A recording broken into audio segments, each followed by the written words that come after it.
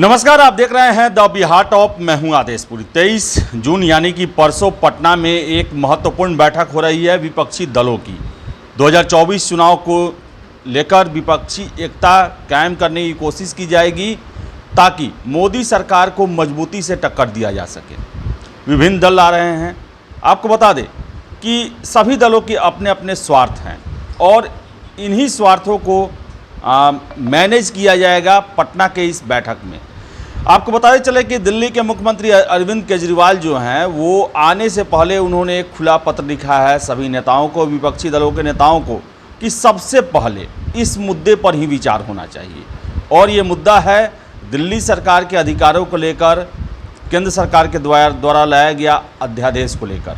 और उन्होंने एक तरह से चिंता व्यक्त किया है या कहें तो डराया भी है जितने भी क्षेत्रीय दल हैं, वैसे क्षेत्रीय दल जो कि भाजपा से संबंध अच्छे जिनके नहीं हैं या भाजपा के विपक्ष में हैं। उन्होंने लिखा है, सबसे पहले उन्होंने लिखा है जो आम आदमी पार्टी का ट्वीट है, जिसमें कहा गया है कि पटना की बैठक से पहले अरविंद केजरीवाल जी ने विपक्षी नेताओं को लिखी चिट्ठी। अरविंद केजरीवाल जी का आग्रह 23 जून 2023 को बिहार में ऑपोजिशन पार्टी की मीटिंग में ऑर्डिनेंस को पार्लियामेंट में हराने पर सबसे पहले चर्चा हो। दिल्ली का अध्यादेश एक प्रयोग है, यह सफल हुआ तो केंद्र सरकार नॉन बीजेपी राज्यों के लिए ऐसे ही अध्यादेश लाकर राज्य सरकार का अधिकार छीन लेगी।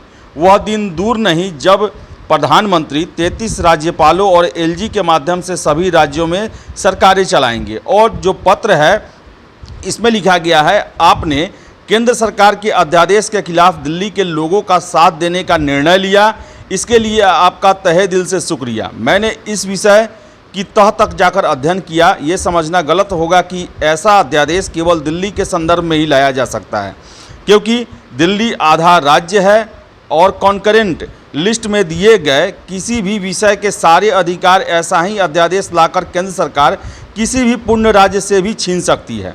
जैसे केंद्र सरकार ऐसा ही अध्यादेश लाकर किसी को पूर्ण राज्य के बिजली, शिक्षा, व्यापार आदि विषयों पर पूर्ण रूप से अधिकारी छीन सकती है।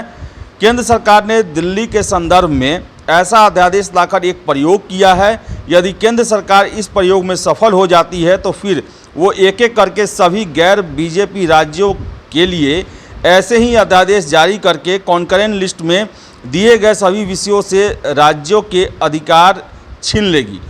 इसीलिए यह बेहद महत्वपूर्ण हो जाता है कि सभी पार्टियों और सभी लोग मिलकर इसे किसी हालत में संसद में पास न होने दे। यदि दिल्ली में यह अध्यादेश लागू हो जाता है तो दिल्ली में जनतंत्र खत्म हो जाएगा। फिर दिल्ली वाले जो मर्जी सरकार चुने उनकी कोई पावर नहीं होगी। फिर एलजी के जरिए केंद्र सरकार सीधे दिल्ली सरकार चलाएगी, चाहे लोग किसी भी पार्टी की सरकार को चुने। और दिल्ली के बाद एक एक करके सभी राज्यों में जनतंत्र खत्म कर दिया जाएगा। वो दिन दूर नहीं जब प्रधानमंत्री 33 राज्यपालों और एलजी के माध्यम से सभी राज्य सरकारें चलाएंगे। 23 जून को पटना में सभी पार्टियों की मीटिंग है। मेरा आपसे आग्रह है कि इस मीटिंग में इस अध्यादेश पर सभी पार्टियों का स्टैंड और संसद में इसे हराने की रणनीति पर सबसे पहले चर्चा हो। तो अरविंद केजरीवाल जो हैं अपने दिल्ली में अधिकारों को लेकर सबसे पहले वो चाहते हैं कि इस पर विचार किया जाए और संसद में अध्यादेश को पास कराने में वो चाहते हैं कि जितने भी विपक्षी दल जो हैं वो उनका साथ दें। और उन्होंने डराया भी है। उन्होंने कहा है कि अगर ऐसा दिल्ली में प्रयोग सफल होता है तो जितने भी गैर भाजपा राज्य हैं वहाँ पर केंद्र सरकार राज्यपालों और एलजी के माध्यम से ऐसा ही करेगी। तो आपको बता दें कि दिल्ली जो है वो आधा राज्य है और वहाँ पर एलजी की बहुत महत्वपूर्ण भूमिका होती है। और क्या ये विपक्षी एकता जो हो रही है ये 2024 के चुनाव को लेकर अपने सभी वाद विवाद या जो भी आपस में जो मनमुटाव है उसे ख़त्म करने के लिए होगा या फिर अपने अपने स्वार्थों की पूर्ति के लिए एक दूसरे के सहारा के लिए होगा। अरविंद केजरीवाल 2024 के चुनाव से पहले दिल्ली में अपने स्वार्थों की पूर्ति के लिए अपना सबसे पहले एक शर्त रख रहे हैं। अब देखने वाली बात है कि अगर इस शर्त पर विचार नहीं होता है या साथ नहीं मिलता है तो क्या अरविंद केजरीवाल इस विपक्षी एकता में शामिल हो सकते हैं, ये अपने आप में बहुत बड़ा प्रश्न उठता है। तो देखिए क्या होता है। फिलहाल इस वीडियो में इतना ही। वीडियो पसंद आया लाइक शेयर करें, हमारे चैनल द बिहार टॉप को सब्सक्राइब जरूर कर ले। धन्यवाद।